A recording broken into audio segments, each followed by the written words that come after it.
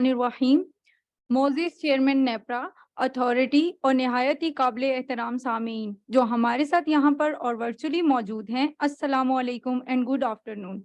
میں طیبہ سلیم آج کے اس ویبینار میں آپ سب کو خوش آمدید کہتی ہوں۔ پروگرام کا باقاعدہ آغاز تلاوت قرآن پاک سے کریں گے۔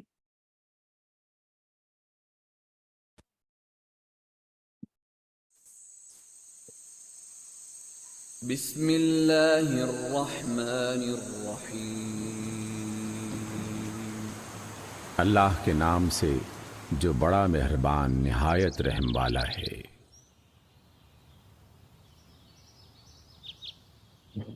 سورۃ الاخلاص۔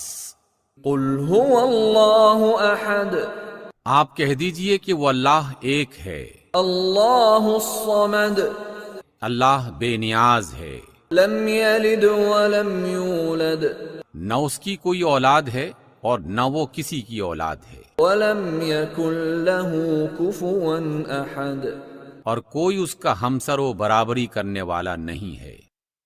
صدق اللہ العظیم۔ جزاک اللہ جی۔ جزاک اللہ۔ آج کا webinar NEPRA I T O T regulation implementation road map chairman NEPRA کے خاص اقدام پاور وتھ سیکیورٹی کے تحت منعقد کیا گیا ہے۔ NEPRA cyber security O T I T regulation approve ہو چکی ہیں اور اب تک 131 فوکل پرسن کی نومینیشن ہو چکی ہیں اور ریگولیشن کی کمپلائنس رپورٹ بھی موصول ہو چکی ہیں، اور آگاہی کے مقصد کے تحت ویبینارز کا سلسلہ جاری ہے۔ ہمارا آج کا یہ 11ویں ویبینار ہے۔ پچھلے تمام ویبینار آپ نیپرا کے آفیشیل یوٹیوب چینل سے ایکسیس کر سکتے ہیں۔ سب سے پہلے میں چیئرمین نیپرا کو دعوت دینا چاہوں گی کہ آج کے ویبینار کے اوپننگ ریمارکس کے لیے تشریف لائیں۔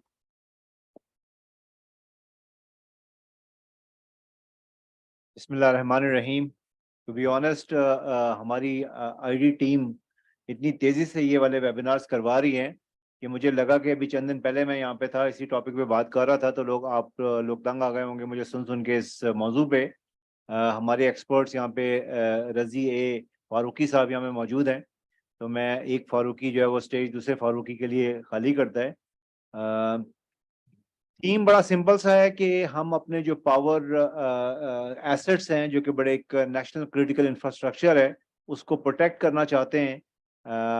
کام یہ اوریجنلی ہمارا نہیں تھا، ہمارا یہ خیال تھا، تو جب میں یہاں آیا تو 1 سال تک میں ویٹ کرتا رہا شاید ہماری منسٹری آف آئی ٹی اور کوئی ادارہ یہ کام کرے گا جو ڈیفینیٹلی ہم سے بیٹر پلیسڈ ہیں اس کام کو کرنے کے لیے۔ لیکن جب ہم نے وہاں سے کوئی موومنٹ نہیں دیکھی تو پھر وی تھاٹ کہ جیسا بھی ہے ہم اس کام کو خود کریں۔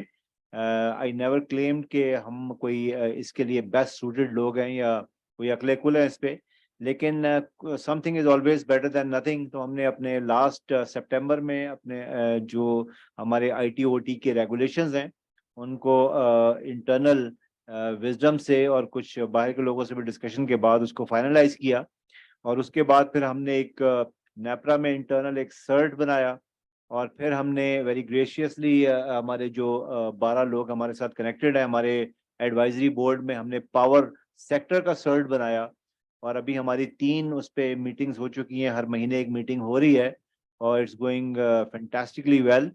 ہمیں بڑے اچھے اس میں مشورے مل رہے ہیں، بڑے اچھے پروگرس کر رہے ہیں۔ ابھی جو لاسٹ ہماری میٹنگ ہوئی اس میں ہم نے ایک اس کے بعد ایک فارم ڈیولپ کیا ہے۔ یہ بالکل وہی تھیم ہے جیسے ہم نے پاور وتھ پراسپیرٹی یا پاور وتھ سیفٹی میں ہم نے اپنے سارے لائسنسز جو کہ 300 پلس ہیں ان کی پرفارمنس اپریزل کیا ان کا، اور اس کی بیس پہ ہم نے لاسٹ 2 ایئرس سے نیپرا میں جیسے آپ کے گریمیز ایوارڈز ہوتے ہیں اس طرح سے ہم نے ایک ایوارڈ شروع کیا، اور جو پاکستان کے ٹاپ پرفارمرز ہیں both on C S R front اور ایچ ایس سی فرنٹ ان کو ہم نے ایوارڈ دیا۔ تو اسی تھیم پہ ہم چل رہے ہیں۔ ابھی قرۃ العین نے ہمارے ایک سرٹ کے ممبر ہیں کاشف نام ہے نا ان کا، کاشف کے ساتھ مل کے انہوں نے ایک وہ کویسچنیئر بنایا ہے۔ ویسے تو وہ اس میں 69 ڈفرنٹ پیرامیٹرز ہے جس پہ ہم ان کو جج کریں گے based on our IT and OT او ٹی ریگولیشنز، لیکن for the sake of simplification اور to make it more of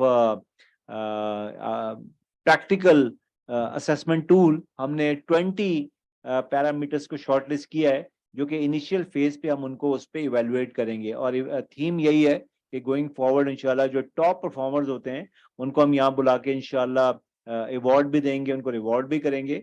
और सबसे बड़ी बात ये होती है कि मैंने ये देखा कि लोगों में इतनी ज़्यादा एंथुजियाज्म पाई गई इस चीज़ पे।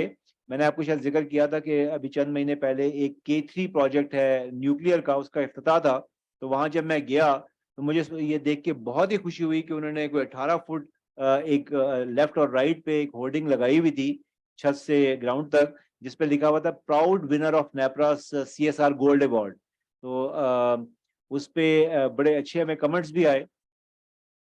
और सबसे बड़ी बात है कि उनके जो चेयरमैन है वहाँ पे उन्होंने बताया कि जी लास्ट ईयर हम सिल्वर उस पे थे, और इस साल हम we are the top contender for this CSR award.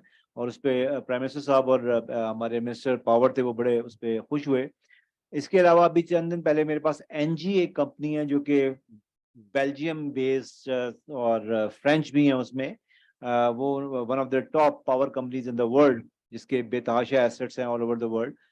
यहाँ पे जो कोटादू पावर कंपनी थी उसमें जो नेशनल पावर थी वो भी उन्होंने टेक ओवर कर लिया। तो उनका एक CEO मेरे पास आया हुआ था मिलने। दे ओन उच्च पावर 1 और उच्च पावर 2। तो उसने मुझे कहा कि we are the proud winner of आपका जो HSE अवार्ड है। तो वो हमने पूरी दुनिया में हमारे जो प्लांट्स हैं उनको हमने बताया कि इन पाकिस्तान में we have won the top award. तो वो उसको he was feeling so proud कि उसको ये अवार्ड मिला। तो हमने एक बड़ा अच्छा काम मैं समझता हूँ किया, जिसकी एक पूरी पब्लिसिटी हमारी पूरी दुनिया में भी जा रही है। तो मकसद ये है कि मेरी अपनी ये सोच है कि जैसे और मेरी अपनी एक छोटी सी कोड भी है कि negativity begets negativity and positivity begets positivity. अगर हम अच्छे काम करेंगे और उसका प्रचार भी करेंगे, जैसे कहते हैं कि लोग मुझे कहते हैं आप क्यों लिंक्डइन पे इतने एक्टिव हैं। मैंने कहा मैं सिर्फ इसलिए इतना एक्टिव हूँ, हालांकि वो सारी दुनिया समझती थी कि जी आपकी सोशल मीडिया टीम बड़ी जबरदस्त है जो आपके लिए पोस्ट लगाती है। वो नेपरा के लिए जरूर लगाती है, वो कश्यप बैठी हैं, लेकिन मैं अपनी पोस्ट खुद लगाता हूँ। और इसलिए कि जैसे कहते हैं कि इंसाफ होना भी चाहिए और इंसाफ होता हुआ नजर भी आना चाहिए। तो अगर हम कोई अच्छे काम कर रहे हैं नेपरा में तो उससे सारी दुनिया को पता भी चलना चाहिए, और शायद कोई इससे कोई पॉजिटिव लीड लेके कोई अच्छा काम करे। मुझे बड़ी खुशी होती है कि जब केई स्पेशली आपको पता है जब हमने शुरू किया था, आगाज किया था, तो 29 फैटेलिटीज थी वहाँ पे पावर ऑन सेफ्टी पे, पावर विद सेफ्टी पे। तो वो हमने ना सिर्फ उसका मदावा किया, 35 लाख रुपए पर पर्सन हमने दिलवाया, फिर नेक्स्ट ऑफ किन को जॉब दिलवाई। इसके बाद हमने पूरे कराची में 2,16,000 पोल्स को अर्थ करवाया। और उससे जो सबसे बड़ा फायदा ये हुआ कि इस साल 8 गुना ज्यादा बारिश हुई कराची में, और अल्हम्दुलिल्लाह एक भी मौत जो है वो केई में रिपोर्ट नहीं हुई इलेक्ट्रोक्यूशन से। तो ये वही है जो सूरह माइदा में है कि अगर आपने एक इंसान की जान बचा ली तो गोया आपने पूरी इंसानियत की जान बचा ली। सोहेल साहब यहाँ बैठे हैं, is doing a fantastic job, पूरे सेक्टर को देख रहे हैं। इसी तरह महरोज और जवेरिया यहाँ इस वक्त नहीं है, लेकिन they are looking after the entire CSR for the entire country. तो हमारी IT टीम गुलतुलैन की सरबराही में they are doing a fantastic job.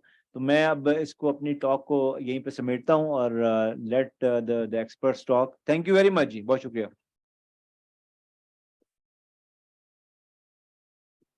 शुक्रिया चेयरमैन साहब। अब मैं दावत देती हूँ मिजाज सहर साहब को, जो group head of cyber security हैं एंग्रो कॉरपोरेशन में और हमारे पावर सेट के मेंबर भी हैं। काइंडली आप आज के मौजू पर अपनी ब्रीफिंग दें।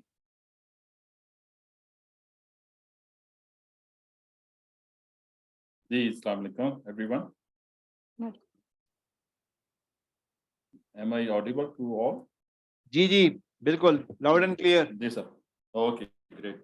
Thank you, Taseef Saab. As usual, wonderful opening remarks, encouraging all of us to actually, take them very seriously for this noble cause, which is ultimately for the cybersecurity protection of our Pakistan, for this critical infrastructure, which is energy, and where there is no doubt that why energy, because energy means is one of the actually facilitating entity. If not, God forbid, available, then it can really cause a big disaster in the form of unavailability of energy across different industry who are heavily depending upon this type of industry.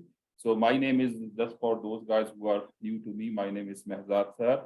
I'm the Group Head Information Security and Group Operation since last 2.5 years. And before that, I was the CISO of Bank of Bala, Telenor, PTCL, and rest of the company, throughout my 24-year tenure in cybersecurity domain. So before we go and talk about, and our agenda is NEPRA cybersecurity framework and our mitigation roadmap, just to bring something as a starting point, that OT, unfortunately, operational technology is very much targeted industry. And usually we believe that typically financial industry, banking industry, telecom industry, they might be in big trouble, or they might be actually fair interest of hackers. But these statuses, which we took from 2022 intelligence index from IBM report, it shows that manufacturing is #1, and also even energy sector is #4 target for hackers out of top 10 industry in the world. And that is actually a complete game plan change, where hackers looks like they have understood that the money is here, and they can, if they can create a big trouble, then it can have a really actual catastrophic incident as compared to typical credit card issues and typical customer level interruption. And this type of things actually can create a national level crisis. And that's why we can see, based on some of the global learning, that power sector, especially even in US in 2022, it has all-time high actually interest for hackers. There are multiple attacks happen in USA, no matter they have at least much mature security control than us, but they were actually victim of this type of attacks. We have witnessed that even in our neighborhood, in country like India, they have also a top power producer in India. They also confirm the cyber attack. So whether we are aware or not, the something written on the wall is saying that threats are there, cyber attacks are there, and now they are mostly knocking at the energy sector. So, and that's why what we want to say, the energy sector is one of the critical infrastructure. So once I say critical infrastructure, it means that if someone go and tamper this and create a unavailability issue, then it can become not only a crisis for that company, but actually it can become a national crisis, similar to telco and financial industry. And that's why, critical infrastructure means, I'm not sure whether people are well aware or not, but as per our Pakistan Cybersecurity Act, all these industry, they come under critical infrastructure.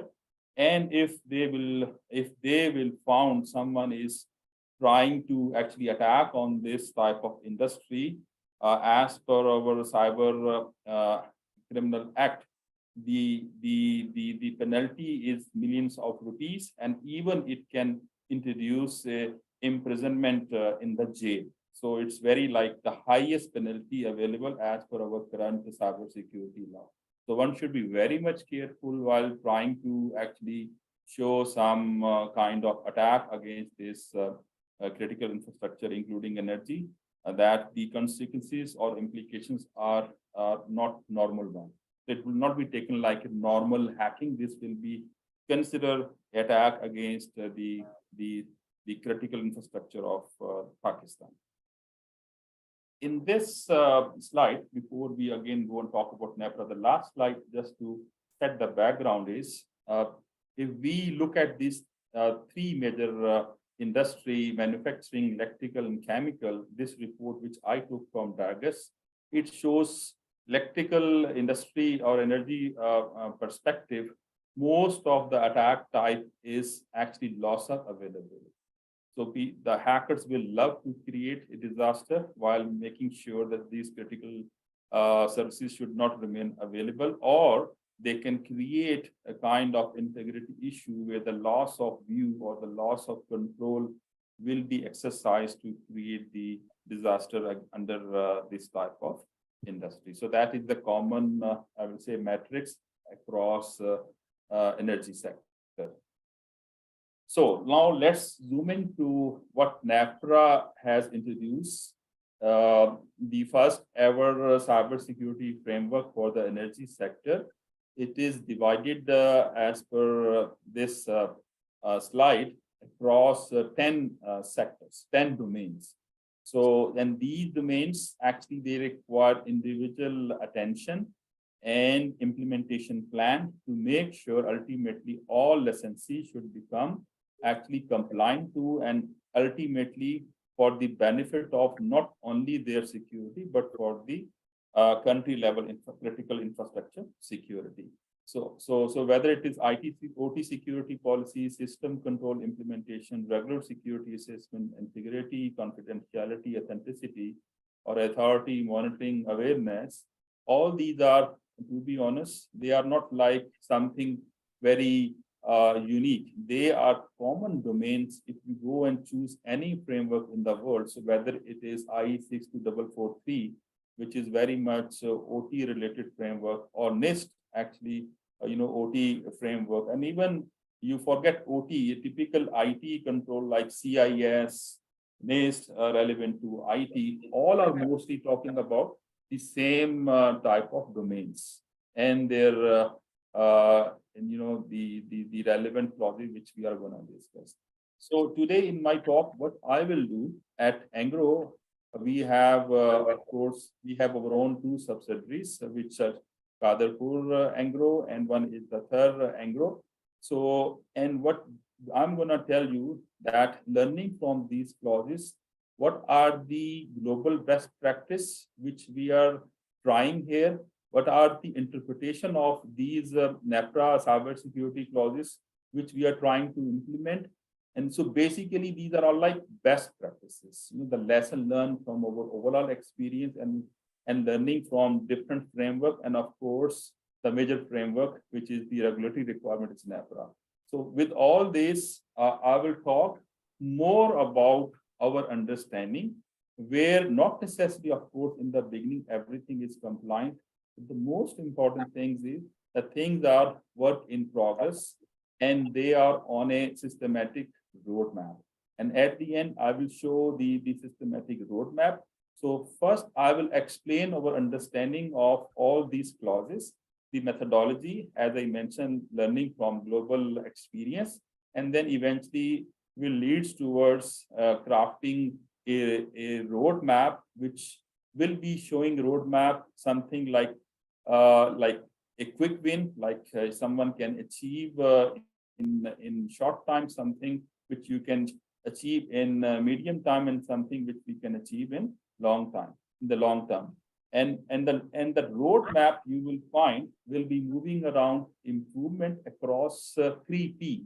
If I say 3P, it means people, process, and products, because every improvement is going to address changes or elevating the specification across these 3P, and that should be very clearly mentioned part of all this roadmap. So we have, in our roadmap, we have divided all such category into one final slide, which I will bring at the end of this presentation. So as I said, so let's start moving around this domain. So the first domain which came from NEPRA is the OT security policy.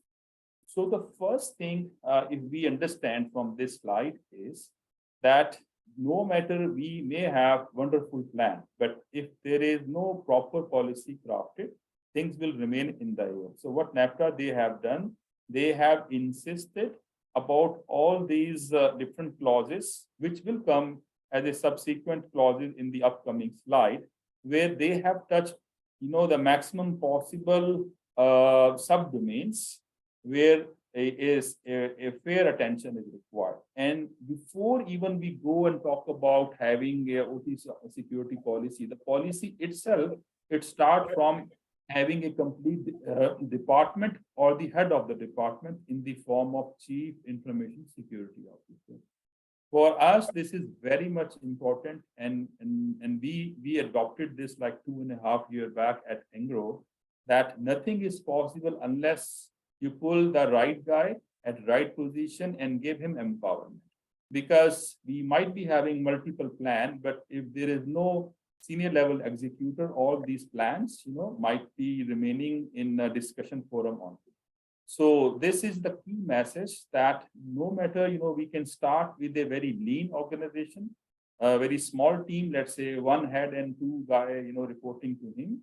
And then, a strategic roadmap, a strategic vision should be presented, which should go and touch even board of directors and CEO, and should say what exactly is the plan. Okay, because the plan, if it comes from a senior level who is empowered, authorized, then it will be listened, not heard. And then he or she will be able to get the budget. Because of course, everything, required at the end of the day, some money, resources, and time. So for me, this first clause from NEPRA is rightly mentioned, that I will advise, similar to Engro, all should have this type of structure. No matter, as I said, it not necessarily it could be very senior level guy, but start somewhere, So if it is not there, it should be introduced. And then the rest of the things, I guarantee you, will be a journey. Nothing is, like overnight magic. So once we started, of course, I was having a lean team, but now I have quite good number of people reporting under the cybersecurity team. And then, of course, they are opening different avenue to take care. So this is number one message. And rest of the things, I will prefer that we should discuss in the upcoming slide, because each and every area itself is like kind of a domain to be discussed. So system control, implementation, and improvement. In this area, it's start with the kind of asset management and asset management with access rights.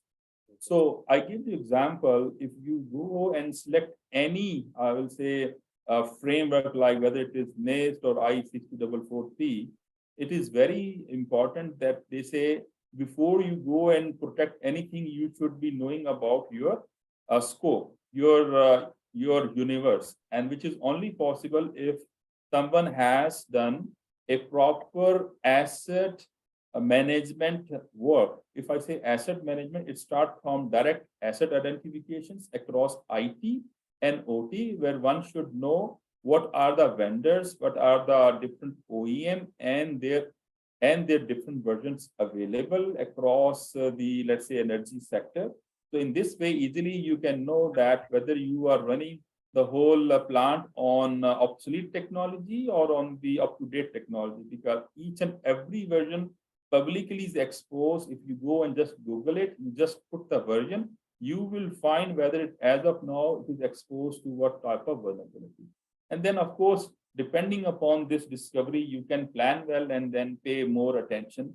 So once you know your assets, then you'll have to also go and see what type of access rights should be given, because not everyone is qualified to get the admin rights to, for example, in plant, no one can afford to have the shutdown rights with everyone. It should be only with the senior people. Same thing is in case of IT and OT. All technical assets, should be governed by senior people with privileged people having limited access with quite selected number of people. And then, you'll be able to actually control their access across whole universe. So you should be able to know later on, after knowing the assets, access rights, you should know that what operating systems are available. And then accordingly, you can plan to whether upgrade or patch them in view of different vulnerabilities. You should be well aware of who is having remote access on your network. And this is very important because God forbid if there is tomorrow there is a big attack, successful attack, and if you want to actually cut off the access, because mostly such attacks come from outside, the first action usually you can take is cutting off your VPN access. But of course, VPN access is cutting off action is only possible if someone has already done a homework of recording all VPN access on their network. If that is not there, at the time of disaster, God forbid, you will be just running here and there without any systematic approach. So record your asset, record your operating system, record your remote access people list, including their vendor and accounts detail with you. So it will really give you leverage in case of a crisis. Same thing is with physical access. It should be very much closely monitored, escorted, I will say. Escorted means that whenever even a trustworthy vendor is visiting the plant location, it is very important. Don't leave them alone. Someone from the plant team should escort, should go with the maintenance engineer and see whether he is performing changes as per given change management process. Whatever ticket he has, whether he is following religiously or not, because the lesson learned from one of the major, let's say, cybersecurity incident which happened in Iran in the form of stuckness virus, that the maintenance engineer was not well escorted, and he was able to breach first the physical access, and then he was able to introduce a USB, which was not part of his change management permission access card, right? So he violated that. So that easily can be avoided. Also, the typical controls like firewall, IDS, IPS, they should be well designed.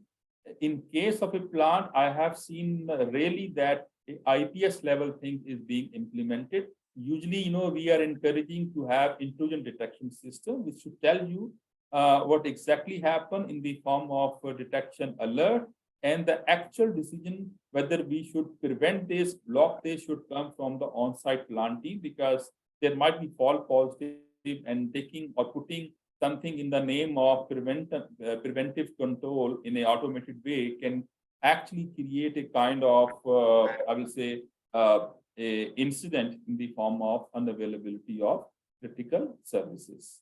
Data backup is one of the critical things that we are following here, where actually up-to-date data backup should be maintained. So in case, God forbid, there is a disaster, so the cybersecurity team can decide whether we can go back to, let's say, 5 days old data backup or 50 days old backup, which should be carrying the cleaned version of that data. So it is all decision, all very incidental decisions depending upon the severity of incident. But the most important thing is that one should have these type of data backup in hand according to different time zones, and then should decide as per criticality of different incident.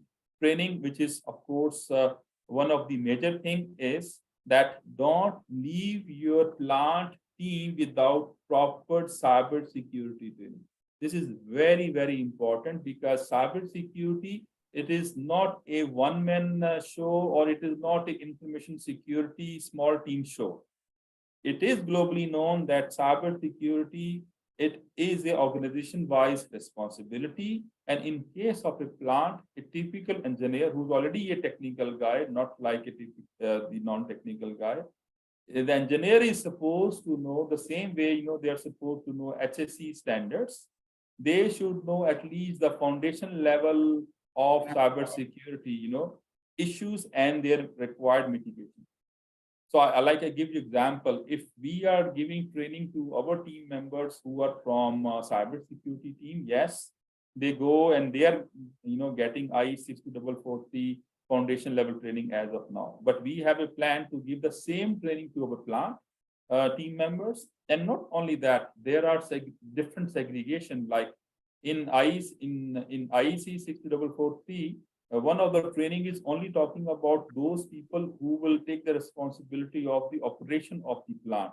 So the cybersecurity operational training is one of the major course which we will love to give to our plant engineers, because they are on the ground level, working, not us, because the typical IT guy or cybersecurity guys, they are not very much involved in the day-to-day operation of the plant. So that is very important to actually put or introduce these type of cybersecurity trainings for all required audience.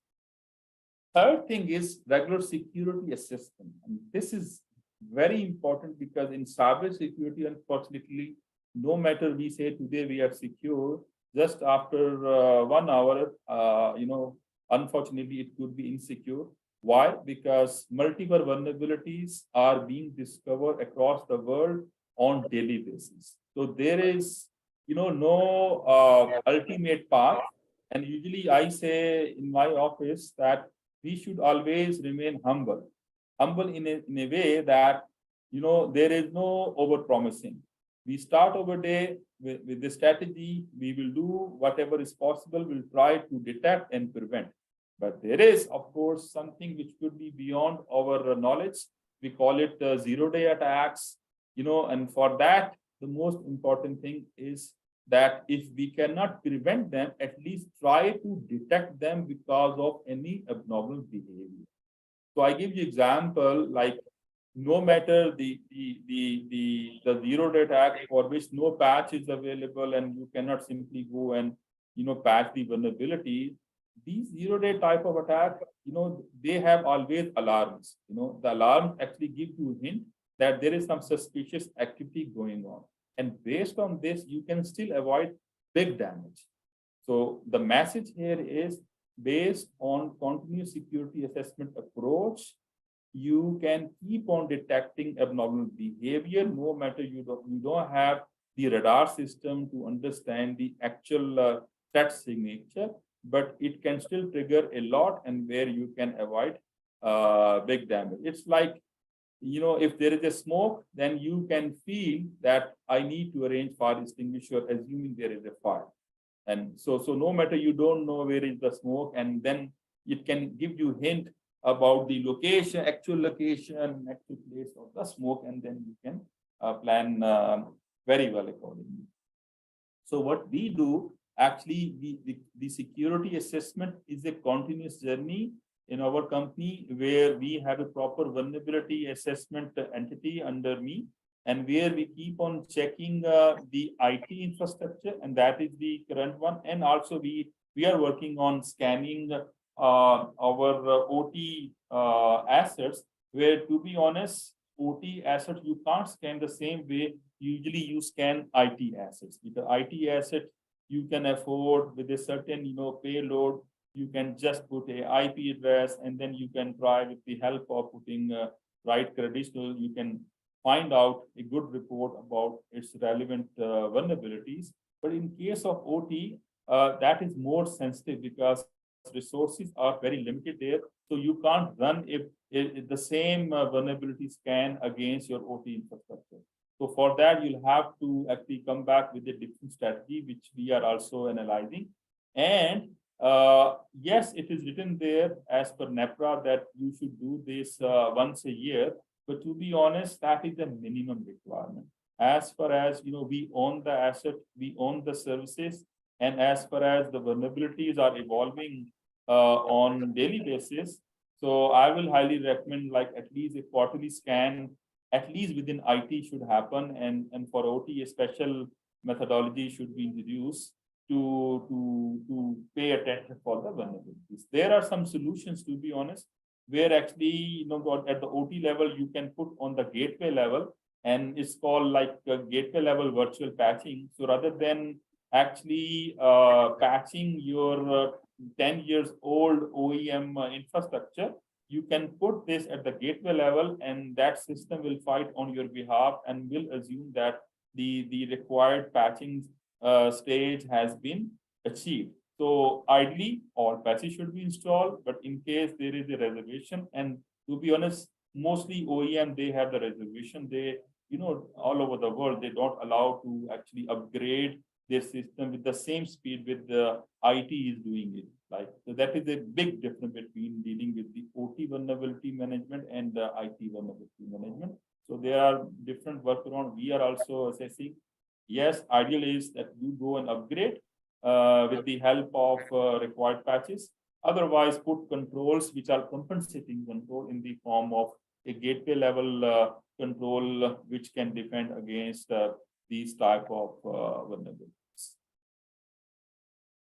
This new domain now, which is right now in front of you, monitoring and computer incident response, it is actually now talking about that putting a monitoring strategy in a very strategic way. This should give you a vision about what exactly is happening.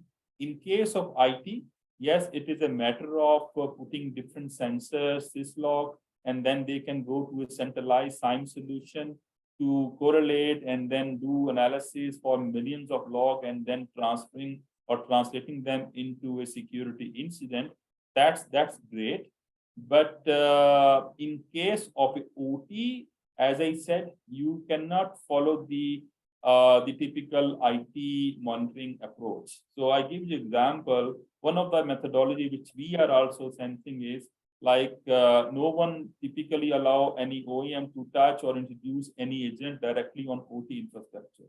Then what should you do if you really want to monitor? So there is a way, like rather than you go and actively monitor them, you put some passive way of monitoring them, which is possible. Like wherever the traffic is going, let's say to the major switch, in that switch you can do mirroring, and then you can start sniffing that traffic. So which is a combination of all OEM traffic going from here to there. Nowadays, the technology has become so advanced that just capturing such traffic with the help of wiretap type of tools, they can translate that, okay, now it means you are having, let's say, vendor XYZ version 2 deployed on your system. You have vendor 2 XYZ version 3 deployed on your system. And it is all learning map which is being developed with the help of sniffing such traffic. It really helps you to actually see that whether your system is having obsolete technologies or it is having up-to-date technology, because it not only create the map, it also automatically fetches information from global threat intelligence to know whether you are exposed to different threats all over the world or not. So it means without doing any active sniffing, you can actually create a complete asset inventory of your OT without any, I will again repeat, without any active scanning. And this OT asset inventory can help you to know simultaneously about valid vulnerabilities. And not only that, in real time, again, can help you to monitor whether there are some assets which are having suspicious behavior. Like someone is trying to introduce, for example, a public IP address in a plant where ideally it should have air gap. But now if someone is trying to attach your plant, let's say your DCS system directly with the internet, then this type of IDS technology can help you to figure this out in real time, and then you can pick up the phone and start calling the relevant person to detach this type of activity. So all such things are possible with the help of passive intrusion detection rather than active intrusion prevention system. But I tell you, with my experience, this could be a great thing, for you, because sitting here, let's say in your office, you don't know what plant engineers are doing there, but it can give you wonderful visibility in the form of any breaches, if happen, to detect and mitigate them on timely basis. Let's say we have made our IT security operation center. Ideally, if we go and put such IDS across all energy or even other subsidiaries, eventually we should be able to get their feeds coming to our IT security operations center, which ultimately can turn into a good IT and OT security operation. The most important thing is this security operations center then should have later on not only people sitting from IT background, but also IE engineers, because they know more than us about the plant and normal activities, and they can help us to guide whether it is a false positive or it is a kind of wrong things happening on the network. Now we are talking about awareness and training. This is, as I said earlier, it is one of the area which is sometimes very much ignored, because people love to invest on machines. People love to invest on buying different security solutions in the form of boxes. Yes, everyone is impressed. Lights are blinking here and there. Data center is having big inventory, which you can feel it. They are all tangible. You can bring someone to impress your data center, which might be having different firewall and a DCS system, different servers. But to be honest, all over the world, it is very much bitter truth to know that 90% of the attacks, they are happening because of social engineering attacks.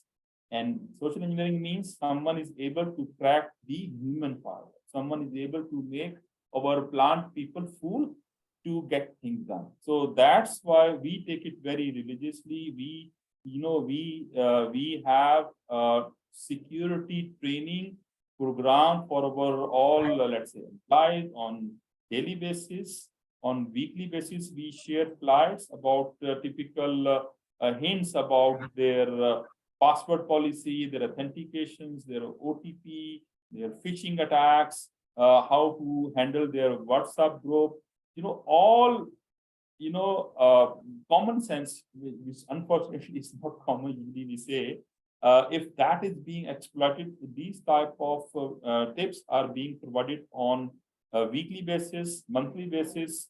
We conduct actually kind of, let's say, and I will advise all to have a awareness day once a year, or even could be a awareness week once a year, where actually you go and meet the plant team one-to-one, and you can schedule sessions depending upon different grades, like executive level security awareness plan, and then medium management security plan, and at the end, the people who are typical technicians.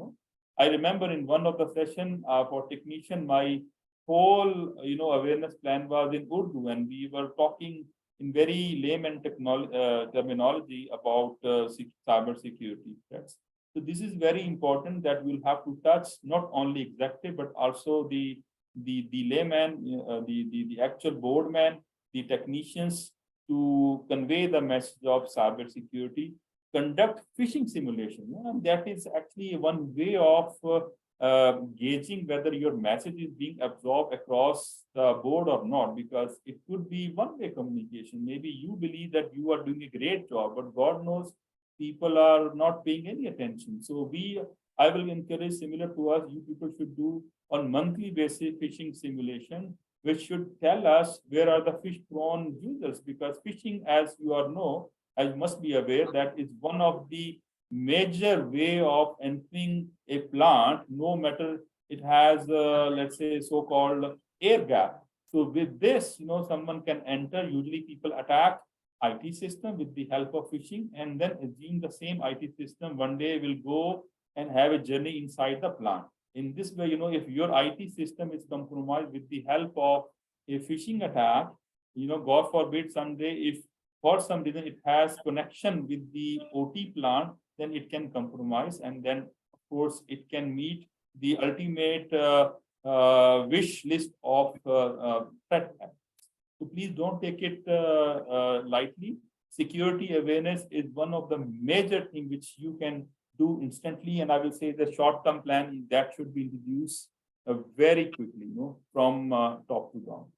Other thing is regulatory and reporting requirements. So as NEPRA expect, like the clause here, it says that within 72 hours, it means within 3 days, if you discover any major security breach, that should be shared with NEPRA. And I think there should not be any shame, because this sharing will enable NEPRA to check with other licensees if they may have the same issue, or maybe they might be, on the way to become victim of similar attack. So it means on a very collective basis, on the country level, we can avoid still big damage if it happened to one entity, and rest of the other entities or other licensees should not suffer.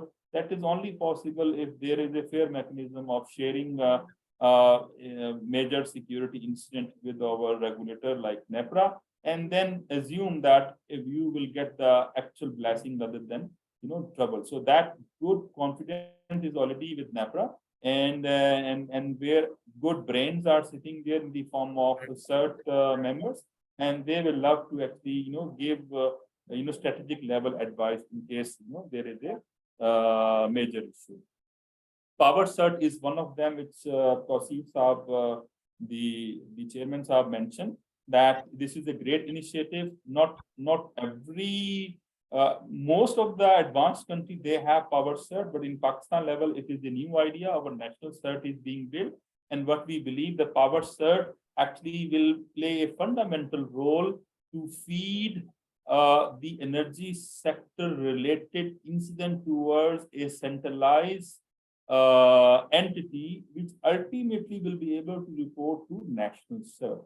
So if you go and connect these dots, which start from bottom to top, eventually it helps you to create a picture where national level we will come to know whether we are under a certain security threat, which is touching a specific industry like energy, or tomorrow could be financial industry or telco industry and XYZ. This is very important to open our heart, open our pain with our regulator, and regulator has the responsibility to share with the bigger umbrella, so that ultimately, we are all here to protect our critical infrastructure. So out of all these projects, this is the last slide where actually the communication is the key with the regulator, where actually the help desk people or the people who are handling cybersecurity, their name should be exchanged with them. They need to register with the authority and nominate their officer, so that all such communication should happen with the right entity in case of a centralized action. Now, once we have done this, this is just a very high level picture of OT security solution, which ideally should be vision across all energy sector. Again, there is no overnight magic to put all this technology in one day. But if you look at these type of technology, they are talking about, yes, everyone might be having antivirus on their IT system, but not necessarily on their OT system. The time has come to introduce this. Yes, there might be resistance from OEM, because OEM may say you can install only XYZ antivirus, not YXZ, because they believe that it may introduce some kind of interruption on their system. Listen to them, challenge them, and come up with some kind of win-win scenario where, ultimately we want that it should be protected for any malicious activity. SIME, as I said earlier, the licensee should start making their security operation center from IT system, because as I said, most of the attacks come from IT. And once you have actually secured your IT infrastructure, then you should plan to go and touch the OT security operation center requirement, which, as I discussed earlier, is possible in the form of putting intrusion detection systems across different segments to capture the legitimate traffic and then monitor them, and then integrating it with the ultimate IT and OT security operation center. This is also important. Also, you must be aware of that all plants, they have typical historian, means a data warehouse, which is telling you about different data trends, so that you can monitor them. You can do proper effective monitoring, and based on that, a lot of lesson learned can be done and can be introduced to actually overall improve the effectiveness of your plant. So these historian, typically all the sectors, they require to be connected, let's say, with the internet to get integration with the global database, so that you can compare your plant statistics with the other plants in the world in real time, and then can propose a more feasible plan to overall increase the effectiveness of your plant. In that case, ultimately, you'll have to connect your plant with the internet. What does it mean? The typical air gap, so-called air gap control will be no more applicable. Now you have one choice. Other one is you don't connect, but in that case, you will lose a lot of data analytics. You will lose a lot of free things, threat intelligence, and even plant intelligence, stuff available on the other side of the world. And then people will say that you looks like still would love to work in the dark age. Other is you connect your plant with the outside world, but in a very intelligent and secure way. And one of them could be like putting data diode or a third generation OT grade firewall, which actually where you can gradually can configure up to a level where only OT related protocol can be filtered, and it could be one-way traffic, very much controlled traffic, where hackers, the traffic can go from your plant to internet, but no one can enter from internet to your plant. This type of control, yes, you can still go and introduce your plant or connect your plant with the outside world. There must be a concept of putting USB scanners, where the maintenance engineers, if they are coming and visiting your plant in the name of regular maintenance tasks, they should be scanned, they should be challenged, and their USB, should be scanned at the command and control center gate. So before they enter the plant, they should get this scanning on the spot. Machine should sign their USB, and if they go inside and put this USB inside any, let's say DCS, any server, and because of this signed USB, the agent installed across all these DCS will also expect a signed or digitally signed USB. If it is not, it will totally reject and will not allow to get any input coming from this maintenance engineer. That is the only way where you can enforce the control, and you will not remain at the mercy of manual control, someone escorting and monitoring physically whether he is bringing the legitimate USB or not, or illegitimate one. With the help of this, you can put controls. I give you last example. Many maintenance engineers, they come with their own laptop. God knows the laptop itself is compromised. So there is a concept of actually scanning on the spot their laptop with the intelligent hardware-based antivirus USB, which you can just insert, and the USB operating system, which itself is having its own antivirus, can scan on the spot this laptop, yes or no, and can give a green or red signal. And in case of green signal, then he will be able to go inside and then connect his laptop with the help of console cable, so the serial cable to any, let's say, PLC. These are the different controls which in the Purdue model we expect, starting from level 0 up to level 4 and above, you can introduce. Of course, these solutions require very careful analysis.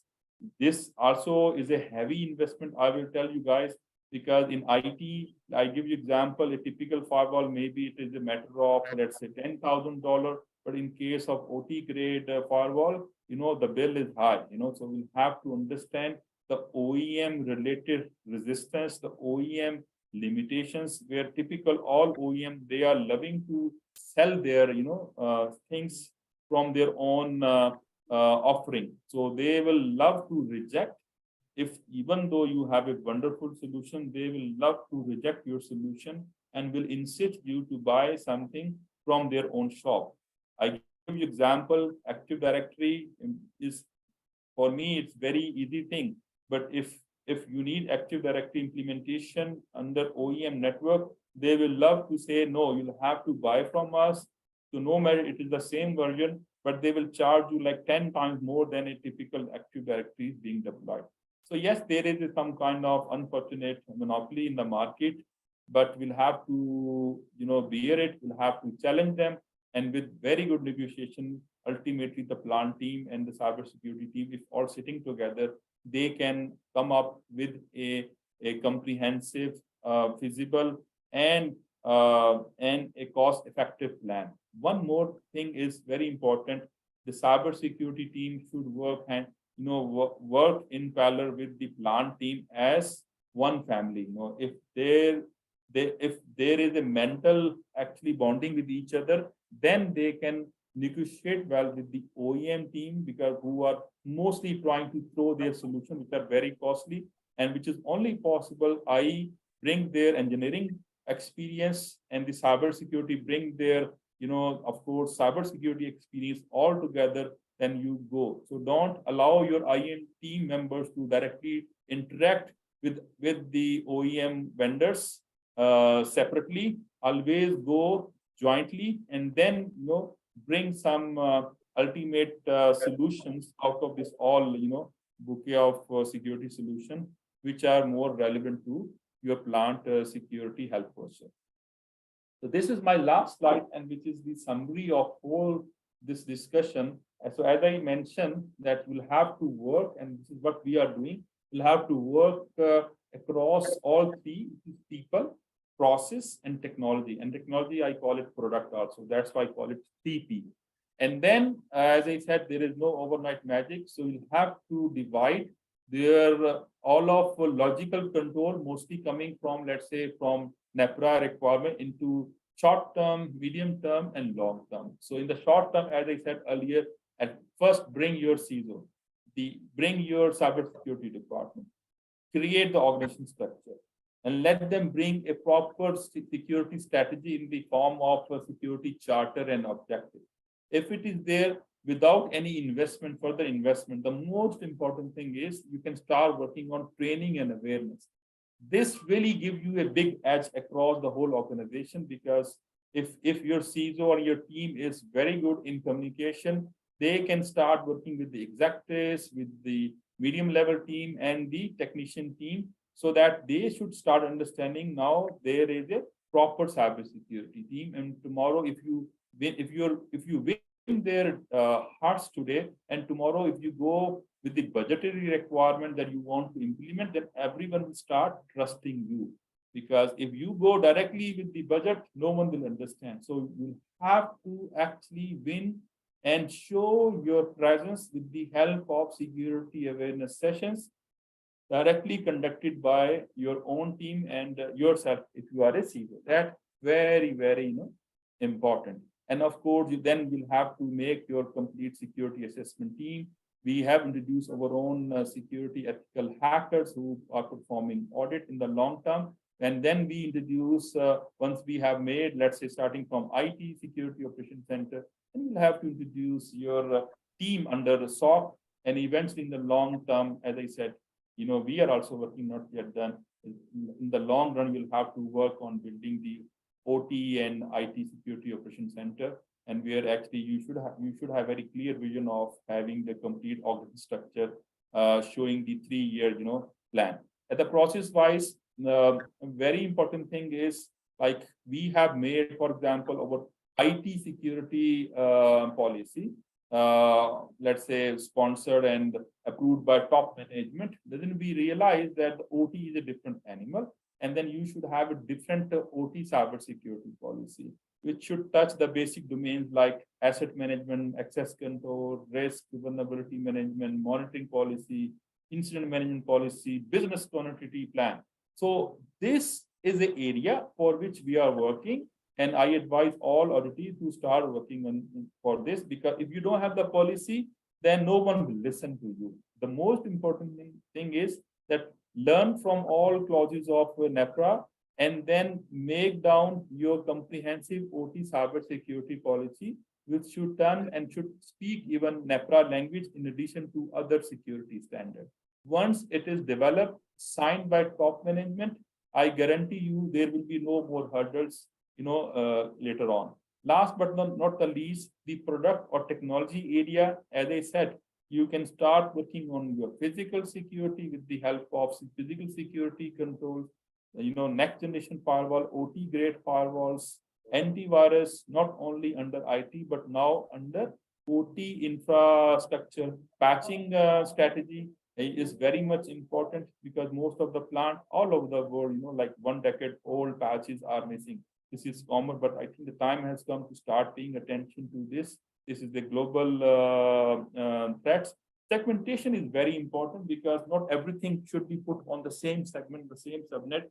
According to different traffic study, they should be segmented differently to make, the overall messages make hackers' life difficult. So God forbid, if they come inside your room, for example, then they'll have to go through the different compartment rather than having a plain field, a green field to go to any site.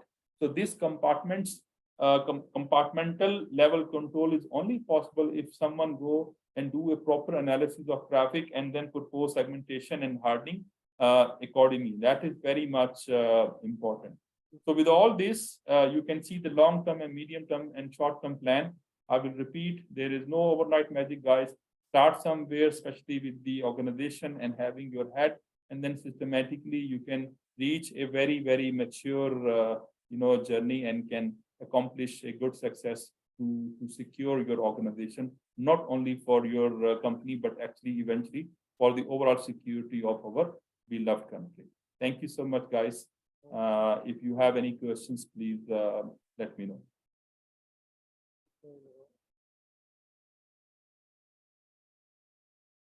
शुक्रिया मिजाज सहर साहब। अब मैं दावत देती हूँ रज़िया फारूकी साहब को, जो के इलेक्ट्रिक में हेड ऑफ साइबर सिक्योरिटी हैं और हमारे पावर सेट के मेंबर भी हैं। आप आएं और आज के मौजू पर अपनी briefing.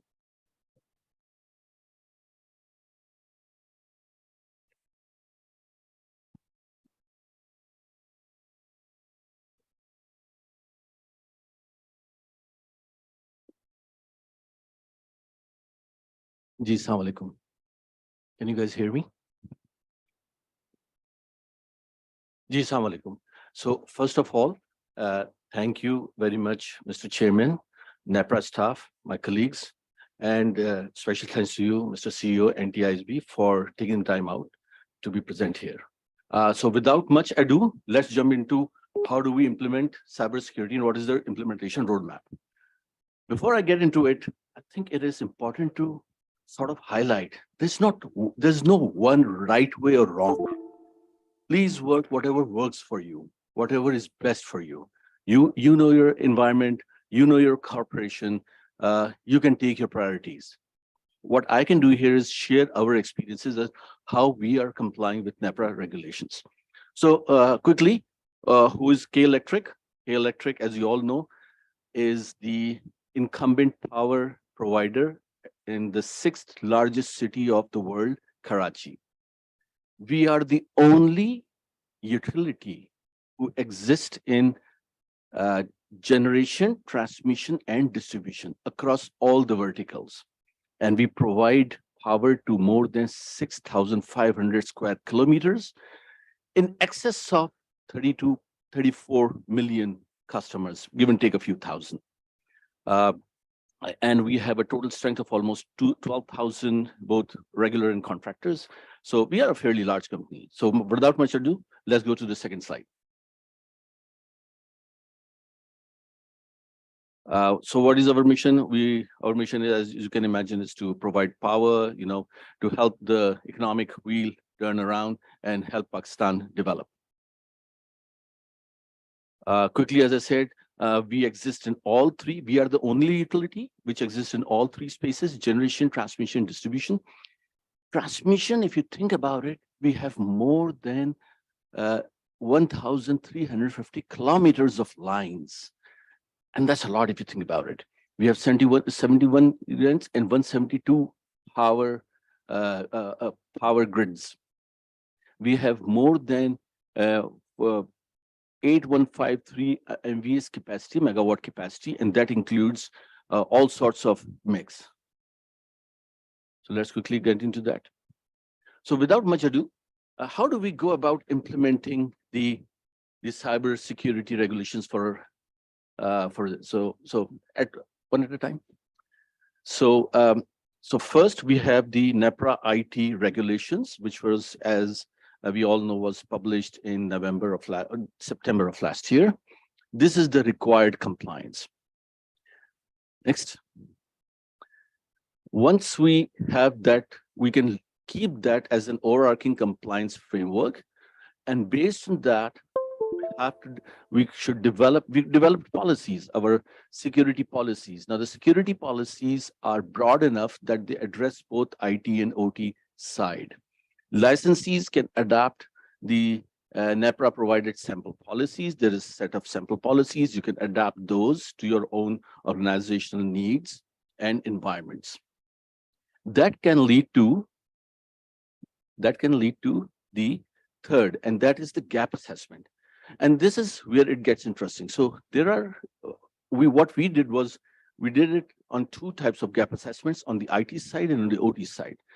And that gap assessment, as you look into it, is as is. What do we have currently in our landscape? And where do we need to go? And that is from policy perspectives on where the gaps are. The gap assessment can lead to two types of gap assessments. One is IT security, governance, and program management. So the gaps will create a sort of direction for IT related and simultaneously on the OT security. And those gaps will come both within the governance and program management areas.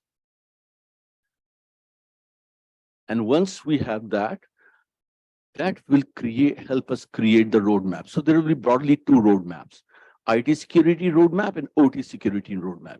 Those security roadmaps will typically have two broad components: the policies, processes, procedures.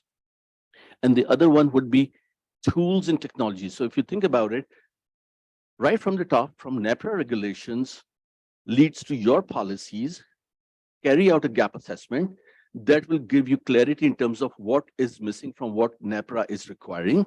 And that will lead you to two broad areas: governance related policies, processes and procedures, and tools and solutions. Likewise, on the OT security side, when you flow top down, you'll have a broad NEPRA regulations for which your policies should comply with. You carry out a gap assessment of what do we have on the ground and what needs to be done to comply with NEPRA regulations. And those lead to two types of broad action items: OT security tools and solutions, and OT related policies, SOPs, processes. And this is what will create your cybersecurity program. Your cybersecurity program on the OT side and IT side will essentially work towards addressing those requirements which NEPRA have outlaid as foundational first-year, short-term, medium-term, and long-term. And these will then feed back into your gap assessment. So as you go along, it's a cyclical thing. So the last processes, as you update those feedback, and if you think about it, that will keep your governance and policies and your security program compliant to support NEPRA regulations. And all of this will feed into management and regulatory reporting, matrix, scorecards, KPIs, and whatnot. And in the end, as you can imagine, this is what will lead you to the compliance of NEPRA regulations. Now, also, I would like to point out that it is absolutely imperative that the organizations establish, right when you commence on this journey, should establish cybersecurity teams. That includes the CISO, as well as the support staff and supporting structures. So how do we do about it? So if you think about it, there will be two broad categories, two broad pillars, two broad roadmaps that will be complied. So all of this cybersecurity program on the OT side and IT side will have a governance component. On the governance side, you can adapt any of the frameworks which essentially comply with NEPRA regulations. Those include ISO 27001, ISA IEC 62443, NIST IR 7268, And those will lead to your policies, SOPs, run books, and create your project management office. That project management office will create programs and steps which will help you comply. These will lead to what we call foundation policies, processes, and tools. And foundation is what can be termed within the short and medium term of NEPRA regulations. So these include baseline policies. These include identity and access management, for example, AD. These include endpoint protection, network security, as well as perimeter security. It includes cryptography, as well as running awareness campaigns. And those awareness campaigns could essentially be part of phishing campaigns, regular training programs, and whatnot. So how did we go about it? At K Electric, because there was not much internal expertise available, we engaged with third-party consulting with one of the big four. I'm not suggesting at all that this is the way to go about it, but this is how we do it. And we engaged with the third party on the IT side. That third party essentially provided us with cybersecurity framework, enterprise cybersecurity framework. It also helped with ISO compliant policies, ISO compliant processes and procedures, and SOPs. It helped us create our SIEM strategy. It helped us create our SOC strategy, which we now call Cyber Defense Command Center.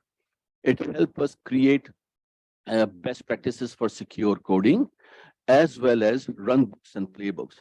And if you think about it, this is where we are leveraging actually the global best practices, because these organizations bring in the global best practices from regional and international engagements, and we want to take a head start. Likewise, on the OT side, when we went out, we realized that unfortunately, there was not too many of the domestic expertise available in the OT cybersecurity space.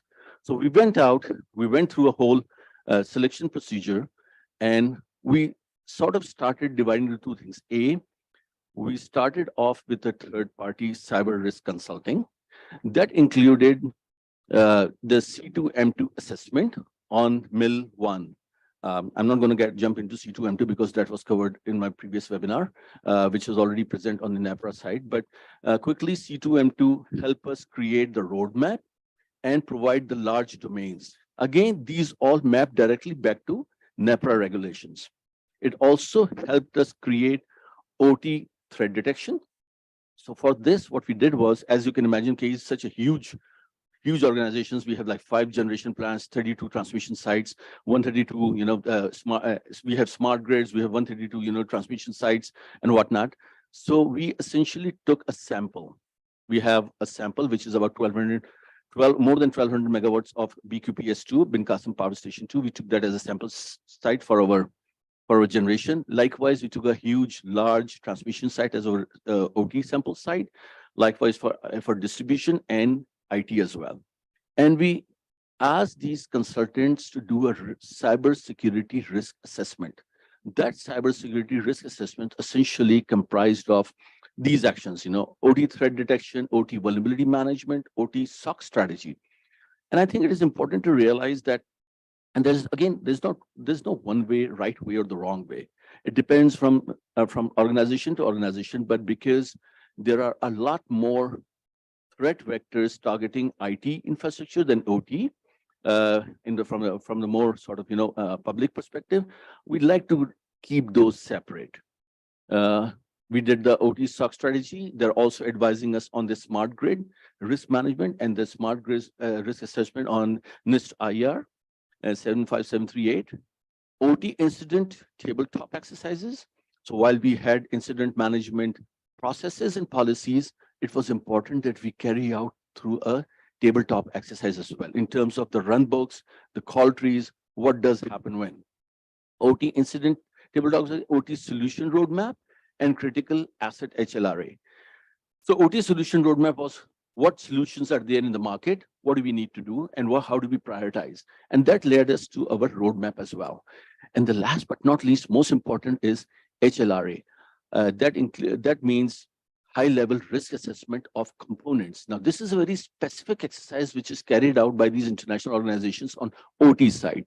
They identify those components all the way down to connectors on which are those connectors which have the most risk, or which are the most risk, or which have the maximum impact if they are impacted, and carry out a risk assessment. And those take priority in terms of taking the corrective or remediation action. Likewise, once we were done with our foundational stuff, we moved into capability maturity modeling and capability maturity solutions. So right now we have threat intelligence, we have MISP, malware, internal distribution setups. We have DNS security, we have NDR, we have EDR and APT. Again, these are all the solutions which were actually extracted from our earlier exercise when we looked at what the NEPRA regulations are, what are the best practices, what do we have as is, and where are the gaps. So as I said before, please keep in mind, it again means that on the governance side, the processes, procedures, those are gapped, as well as on the tools and solutions side. Likewise, on the OT side, we commenced cyber hygiene as well.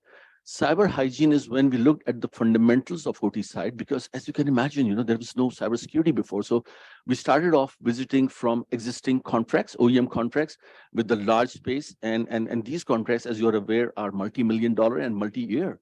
And because some of these contracts have been signed many years, several years back, they are just being revised.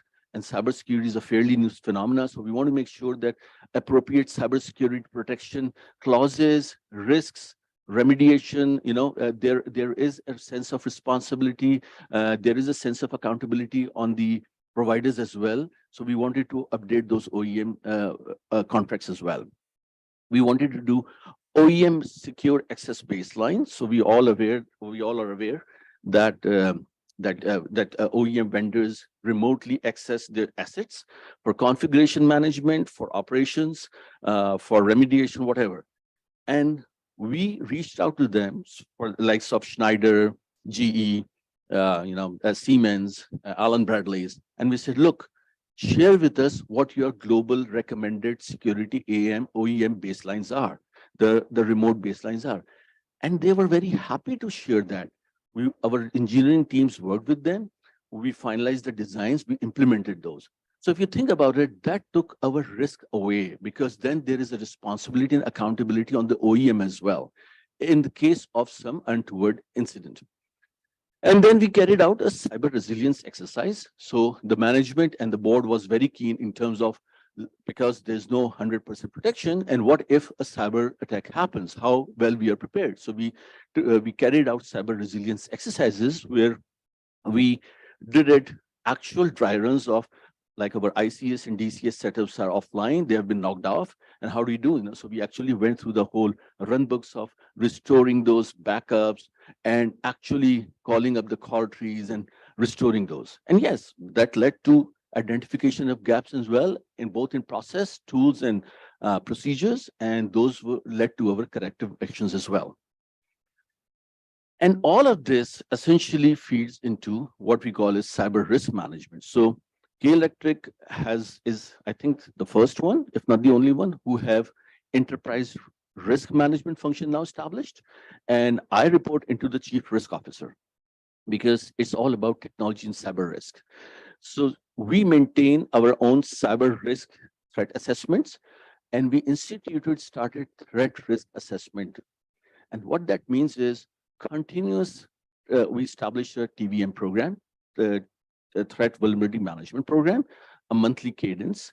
We started off at PT, penetration testing on our critical assets, both public facing and internal facing. We carried out and commenced remediation, and we looked at supply chain as well, because as we are all aware, just 2 days back, there was news that British Airways payroll system was attacked, and that was again another supply chain attack, because they had used some software from somebody, and that led to a threat vector. So I think it is another very important role, and this circles back to my earlier point to engage with OEM baselines and leverage those OEM security baselines. And this feeds into the ERM, Enterprise Risk Management, right? The next slide, next please. So this feeds into ERM, and by feeding into ERM, we maintain enterprise risk management risk registers, which are presented to the senior management leadership and the board as well. So it gets highlighted and gets escalated to all the way to the board. And all of these actually feed into NEPRA reporting. So if you think about it, once you have, not once, as you commence on this journey, there will be regular NEPRA reporting requirements like we did had in March. And all of this helps in creating and getting those necessary metrics and reporting to NEPRA regulations. So without much ado, and I'm not going to take too much of your time. I know you guys are already tired on a lazy afternoon on Monday morning, but quickly, what I've tried to do here is map NEPRA regulations to how those could be mapped to the governance policies, which have been shared as sample policies, as well as suggested tools. And the idea is, as you go along this journey and do that and implement those things, you become compliant to the relevant NEPRA clauses. So for example, IT/OT asset security. On the second column is the NEPRA clauses, applicable clauses. And how do we address those from a governance perspective? We have shared policies, asset management, logging, monitoring, communications, access communication, ops and change management. And then there are templates, so the templates are available. If you need it, please reach out. Role-based access control templates, because that will help your cybersecurity team get visibility into who have access to what, role-based. Let's ensure that a plant generation operator who is now moved into finance is not actually having the same access as when he had access to the plant. Related tools for IT security include IAM, AD, PAM, privilege access management, essential, policy sets, IDS, IPS, web application firewalls for your public facing, as well as APT and CASB proxy. And APT is advanced persistent threats, and the CASB is cloud access security brokerage. So likewise, on the OT side is IAM, AD again. Most of the time, the OEMs will do AD, policy sets, and then air gaps, diodes, IDS, IPS firewalls, OT advisory tracking and implementation. And I think this is something I would like to highlight. One thing we have also implemented is we have reached out to all the OT OEMs, asked them to provide us with their regular updates on advisories. Those advisories are circulated, and then we track against each advisory on when those gaps have been reported, are they present in our environment, and how those are being addressed. Likewise, second one, security control, implementation and improvement, clauses 511 to 52B, policies, access control, backup, physical, and then templates, VPN guidelines, as well as hardening controls. So if you need it, happy to share VPN guidelines and hardening controls. On the OT side, there are a set of tools I'm not going to read off. It's right there, and my colleagues in the industry are well aware of these tools. But on the OT side, I think it is important to understand that the EP trading isolation installation is important on the OT side. Likewise, for OEM support coverage, and this is again important. OEM support coverage for end of life, end of support. We find out that when we have these huge plants, there could be. And remember, I mentioned high-level risk assessment for component-wise. That is where simple elements and components are highlighted, which have been end of life, end of support for many years. And those are your basic, so, and remember the insecurity, your security is only as strong as your weakest link. So those are the problems, so when we engage with OEM support coverage for UL, OES, get on with them, hold them responsible, accountable. They need to tell us what is EUL, EUS in your environment, and that will help you. And this is what we have been doing. And then OEM baseline design, as I just mentioned. Likewise, for conducting regular security assessments and vulnerability assessment. Absolutely critical. As I just mentioned, we carry out, policies are management TBM programs. We have templates for TBM template, monthly cadence, baseline security, And another very important sort of, element for we suggest which we implemented to comply with NEPRA regulations was we made mandatory security requirements clauses in all BRDs and RFPs which are published, so that none of the OEMs and participating parties can come back and say, we don't know what you were saying. And those are the basic sort of 7 and 8. If you're happy, we are happy to share that with you as well. And that will help you set the expectations on the OEM side from the security perspective.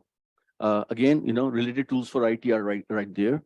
And then related tools for OT includes vulnerability detection tools. Now, OT vulnerability detection tools, as you can imagine, are different. And there are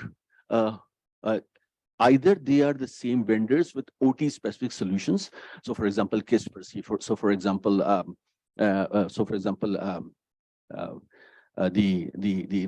IBM and the HPs, they have OT and Fortinet, they have OT specific solutions.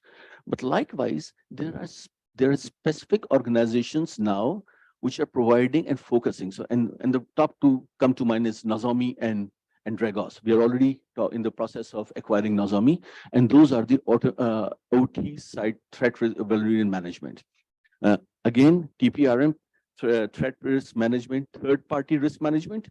We are starting to comply with NEPRA regulations in carrying out supply chain protection attacks, and that includes third-party risk management, where we are asking third parties to be held accountable.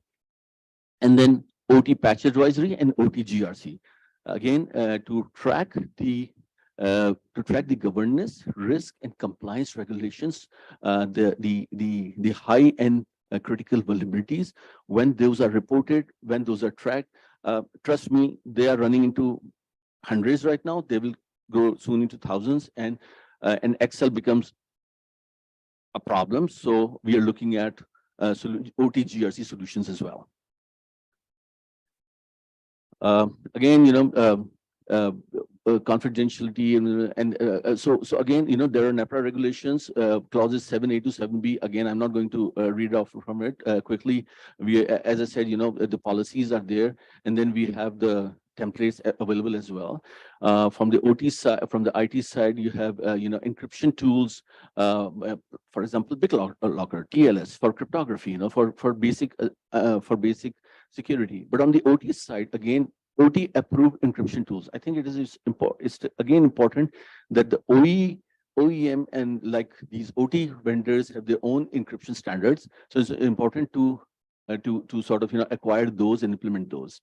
Likewise, OT APT. So advanced persistent threats, NDRs, they're all OT specific in the OT world. A general misconception is an NDR is an NDR is an NDR, APT is an APT. Unfortunately, that's not how it is. It is important to go out and seek out OT specific solutions to protect against OT threats. We can do our own baseline security as well, such as secure zoning, microsegmentation, and OE mandated pen testing tools. There again, for pen testing, OEM mandates and provides approvals, so it's essential that they are involved. The next one is authority mandated, assessment, audits and assessment, compliance policy. We have a threat risk management template, TRA. Again, this is related, and these audits will help you to measure compliance to NEPRA regulations. And a lot of these times, as you're all aware, audit will come in and ask for either logs or evidence of how you're complying with NEPRA regulations. And again, they circle back to what tools and governance policies you have implemented. And then monitoring and computer incident response, again, very important. The recommendation is that please implement cyber defense command center type of things, SIEM, Security Operations Center, SOC, those places. And you don't have to establish in-house. There could be many models, as long as they comply with your security baselines and NEPRA regulations and the national regulations for data protection. On the OT side, what we have done is we are establishing a separate SOC, which will only be focused on generation, transmission, and distribution side. This is not integrated with IT. We have our own security incident ticketing system, very important. Likewise, OT threat management threat intel. So it is important to subscribe to threat intelligence feeds. There are open source threat intelligence feeds, and then there are subscription-based threat intelligence feeds. And they are really helpful because that will give you a head start and beyond visual range on what those threats are coming up. So in KE, how we focus is global threats focused on energy and power utilities, threats which are focused on Asia Pacific and South Asia, threats which are focused on Pakistan, threats which are focused on K Electric. And that what happens is that we get those IOCs, indicators of compromise, hashes, URLs, and those are automatically updated on our security protection tools. So we essentially build in protection for all those threats which are being detected by these threat feeds, intelligent feeds. For that, we carry out tabletop exercises as well. And again, as I mentioned, the tabletop exercise ensures that in case of an actual incident, the people are aware of whom to call trees, who will do what, where, how do we continue our operations. And quickly, awareness and training.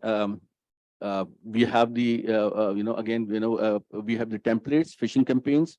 We carry out phishing campaigns across our K Electric population. We have periodic computer-based trainings, phishing simulators, and I would suggest perhaps, although this whole presentation is vendor agnostic, but I, being a Pakistani, would certainly like to mention Fishrod, because Fishrod is a Pakistani product in the international arena, and they are doing a fabulous job. They are very affordable, and and as Pakistanis, we should patronize them. So Fishrod is doing a great job, and we have had some very interesting simulations. Some time back, we had some funny campaigns where even most seasoned people got trapped because we were offering some special, for the Eid, and people got trapped. So it's always helpful to do that. The industry index for phishing is around 5.2. So they said if you're less than this index, you are protected. So we hover between 3.8 and 4.2. So I'm very proud to say that we are within the industry index. If it goes beyond 5.2, then it's time to do more awareness campaigns. But it's a continuous fight.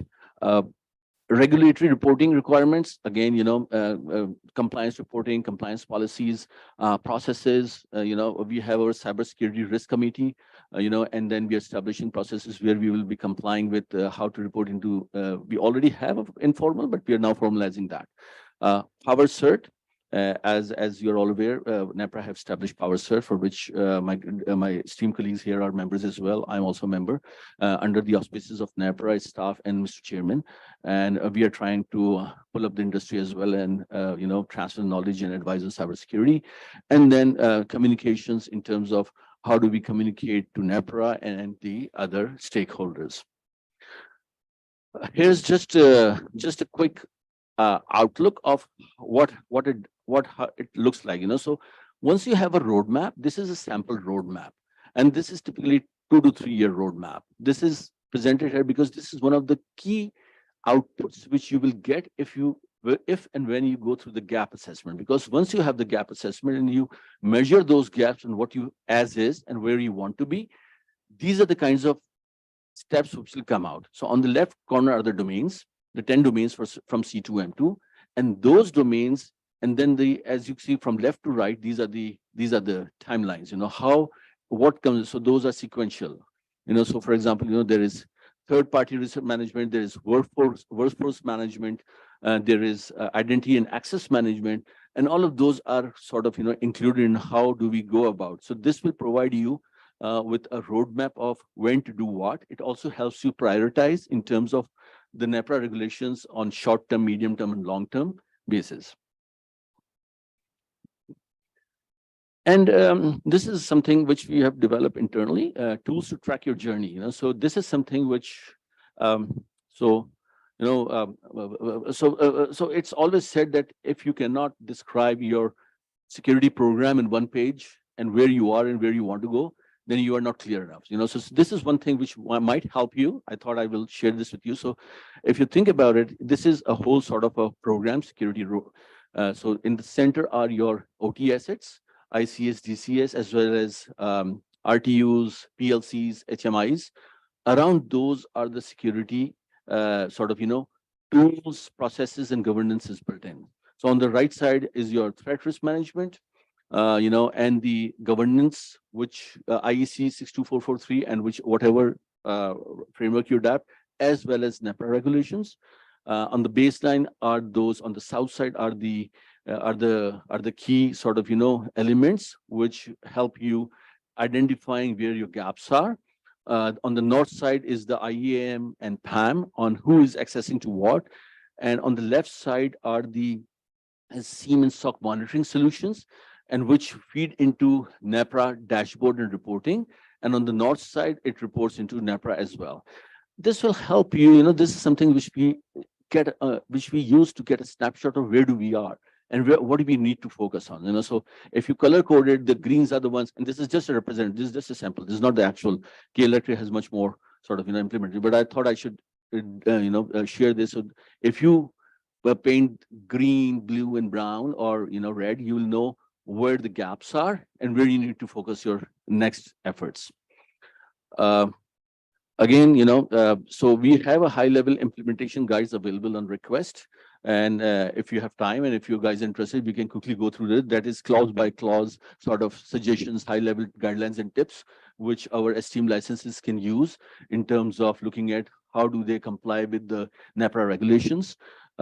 If you need more help, we are here to help you either through NEPRA platform or as industry, colleagues as well. So that includes, we're happy to provide following sample templates, which include cybersecurity sample policies, threat vulnerability management program, incident, SOP processes, threat risk assessments, VAPT, TRA templates, VPN guidelines. We all are moving towards remote access. We all have remote access, so VPN guidelines is essential. Cybersecurity clauses for RFP, BRD, as I just mentioned, very important to set the tone right at the onset of new projects and acquisition of automation tools.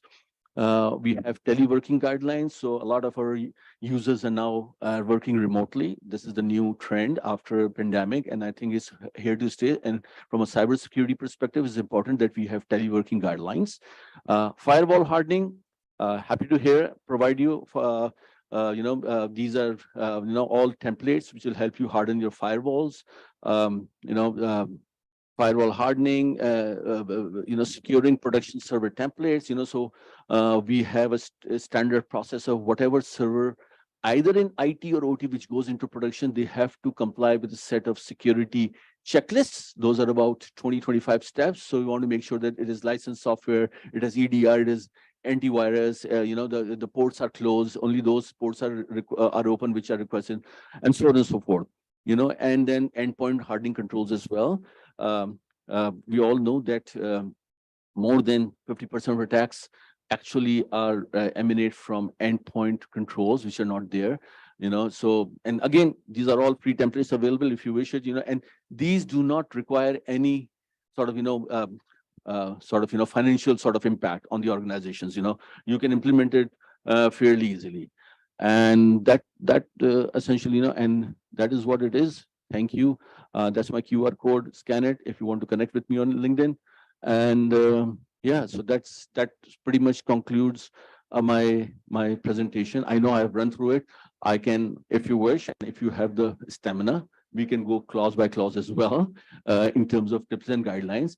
Or it might be helpful if you can ask from the NEPRA platform, and I will be happy to provide you with those, and happy to take any questions.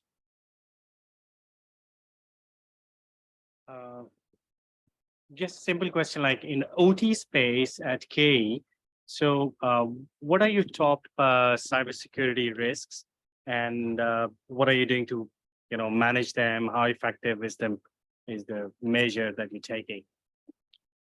So thanks, Dr. Babar Sahab. So on OT space, and frankly, that includes our IT space as well, the top threats which we are facing is, number one is end of life, end of support components. Now, I know it sounds very basic, but when we took a deep dive into our critical assets within our sample size, generation, transmission, distribution, and no credit to us, the credit was to the international organization, and I'm happy to share the name as well. And they sort of, led us, and they transferred the knowledge of best practice into identifying those components which had a direct impact or indirect impact on service availability and power ability, the business disruption. That was the high level risk assessment. That provided us with clarity on the component level, on the element level, on what are our most important assets and what are we doing about that. So that includes, risks in terms of end of life and support. So we are reaching out to the service providers to provide updates. We are talking with our plant colleagues to start looking at how can we make them the currency, as well as looking at the patching side. So those are the sort of top risks which we have. So that's number one. Second top, and I would say somewhere on the top is the access, the remote access, because as you are aware, Dr. Saab, a lot of these OEMs come globally. They are dialing in from Brazil, they are dialing from North America, they are dialing from Far East to carry out their operations, gas chronometer, looking at the generation plants. And they were just coming and going, and we realized we need to have visibility and control. And we reached out to them and said, look, please share with us your security baselines. They provided us, and we have implemented those on our generation plan. So that is our second. And the third risk is, as I mentioned, the role-based access control. Who have access to what? And we want to make sure that only those operators have access to relevant pieces. So those are the sort of top risks which we are seeing and the steps which are taking to mitigate those risks. Thank you. Happy. Any questions from our virtual audience?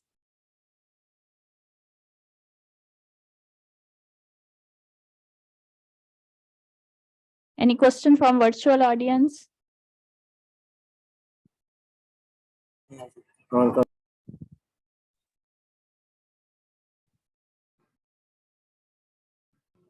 Sorry, we can't hear you, Bilal.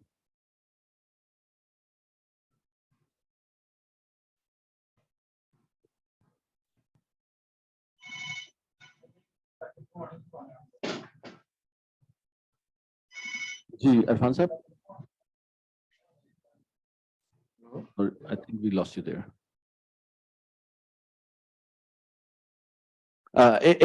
If it helps, you can pose your question in the chat here as well.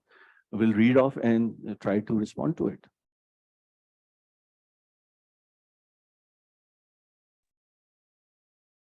Okay. Hello, sir. It's Zahid from Thal Industries. Can you hear me, please? Yes, Zahid, we can hear you. Sir, I would like to know that there is a product named as firewall protector, which is IP-less. Now, we believe that we are living in an era. If any device is IP-based, it can be hacked. It is assumed that if any device has an IP address, it can be compromised. As far as our knowledge is concerned, we have known that there is a product known as firewall protector that is IP-less, and it's being configured by a console cable. Can you please guide us about it? So, Zahid, your name was Zahid, right? Yes, I'm from Thal Industries. Right. Zahid, thank you so very much. That's a great question. Unfortunately, Zahid, I'm not sure if we can provide you with clarity on the specific solutions, but our recommendation based on the experience would be, please do not assume anything is protected from cybersecurity attack. World's best organizations get attacked, and so don't think that there is anything which will protect you, whether IP or IP less, unfortunately. So please take all these solutions with a pinch of salt. Assume that you are going to be attacked. Zero trust. Zero trust is the name of the game. Do not trust any object, any solution. yes, it's always helpful to acquire whatever is out there in the market, which reduces your risk, which increases your protection. But I think thinking that it becomes beyond cybersecurity, I think that's too much to choose. So yeah, I hope that answers your questions. Dr. Saab, would you like to pitch in for this? Yeah, I would like to So If my sorry. question- So Dr. Babar here is the CEO of National Information Technology Board and has been very kind to come here, and listen to our. So please, Dr. Saab. Thank you. Thank you very much. Yeah, I would like to give 2 cents here. Yes, IP-less protection of firewall is available, but the answer doesn't lie in this technology. Actually, the answer lies in how you set it up. So you need to make your security architecture accordingly. So the answer actually lies that how you define your security architecture also dictates the use of the technology. So every technology comes with its own vulnerabilities. So it's not a silver bullet here to protect you against the firewall attacks.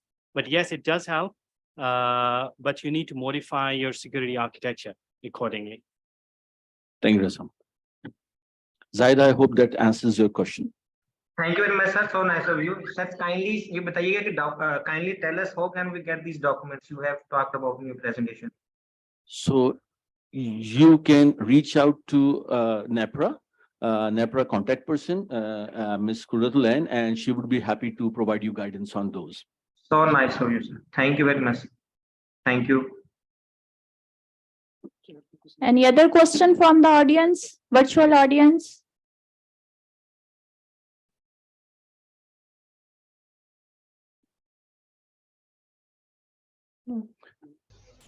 My question. I have posted a question in chat. If you can read and answer it, please.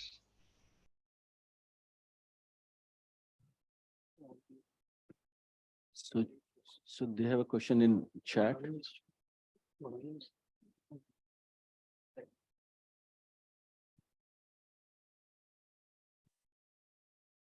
क्या नाम था साहब का? सज्जाद साहब का.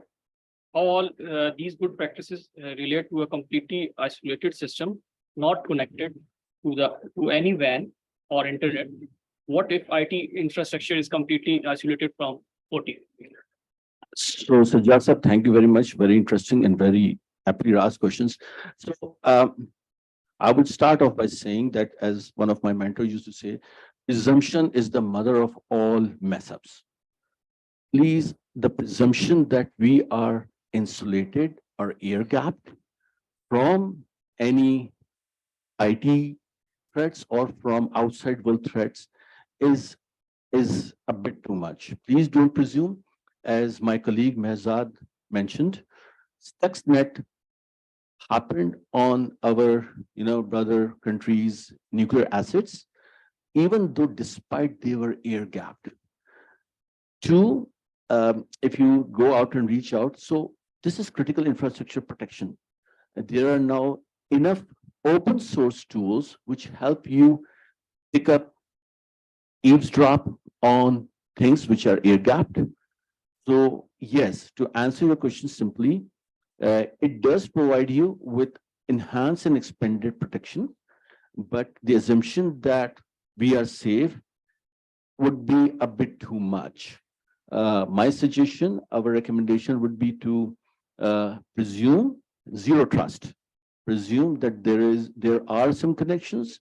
There is shadow IT. We all are aware of shadow IT, where there are users who are putting in assets which may not be within your visibility, and that can pose serious challenges under the radar. So yeah, does it answer your question?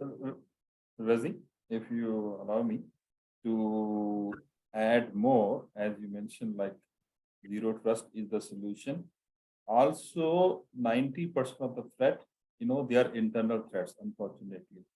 So where there might be intentional or unintentional, act which may introduce and bypass the so-called air gap. So better to work on the preventive control rather than believing on a myth that we are not connected with the internet. There are a lot of things on the intranet where no matter the exposure is not towards internet, things can be exploited with the help of these type of maintenance engineer activities and USB insertion, etc. Yeah. Thanks. Thank you, Mehzad. That's a very useful advice. Thank you. جی ایک خاتون کوئی سوال پوچھ رہی تھی.